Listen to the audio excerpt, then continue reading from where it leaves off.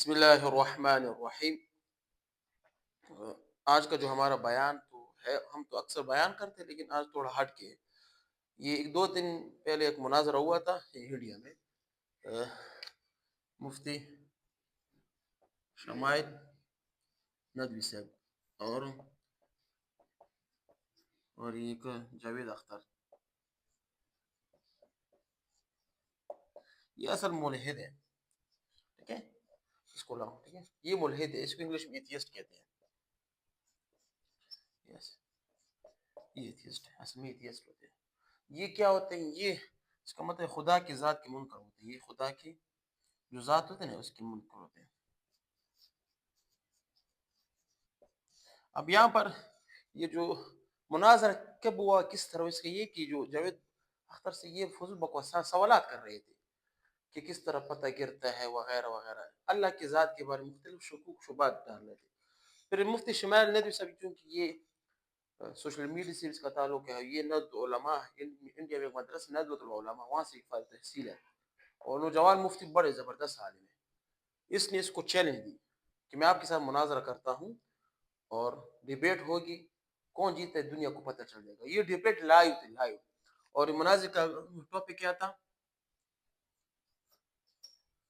Does God exist? یہ topic تھا مناظر کا، یہ کیا وجود باری تعالیٰ ہے کہ نہیں۔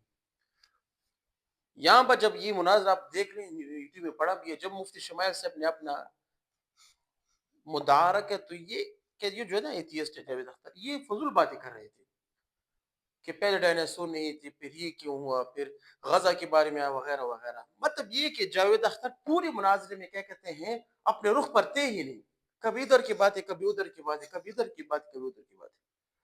اور جو مفتی شمائل تھے اس نے ایسے دلائل پیش کیے، ایسے انگریز اس کے سامنے بولے، اس کو سمجھ نہیں آ رہی کہ میں کیا بول رہا ہوں۔ اب یہ مناظرہ ہوا، مناظرے کا فائدہ کیا ہوا؟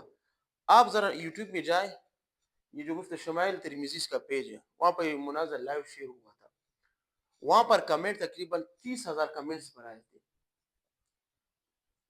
30,000، اور اس میں سے بہت سے لوگوں نے اسلام قبول کیا ہے۔ وہاں پر لکھا کہ میں پہلے ہندو تھا، یہ جب مناظر ہوا اس کے بعد میں اسلام قبول کرتا ہوں۔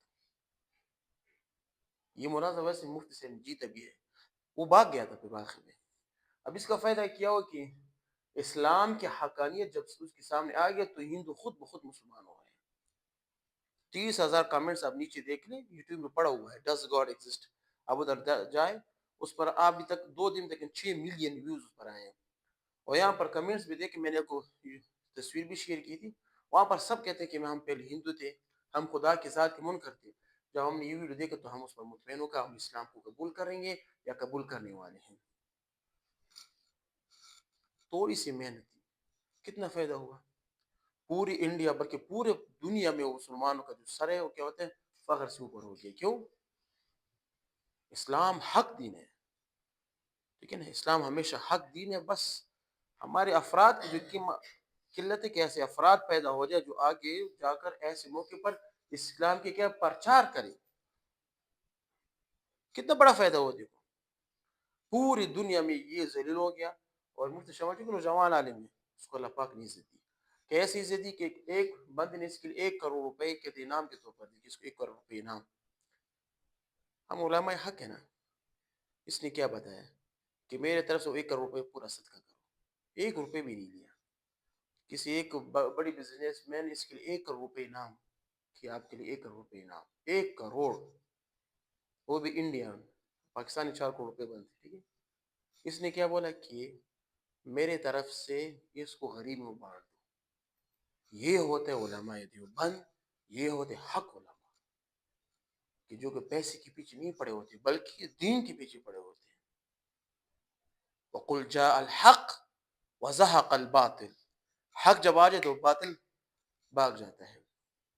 یہ جو اپنے آپ کو بڑا بڑا کہہ رہا تھا جاوید اختر، منہ کہتے ہیں، اس کے ہاتھ بھی کیا ہل رہے تھے، ایسے ہاتھ بھی ہل رہے تھے، کہ جب اس نے ایک شیر علماء دیوبند کے شیر کے سامنے جب یہ آگے تو اس سے کیا بنا، گیدڑ بنا دیا، ہاتھ بھی اس کے ہل رہے تھے۔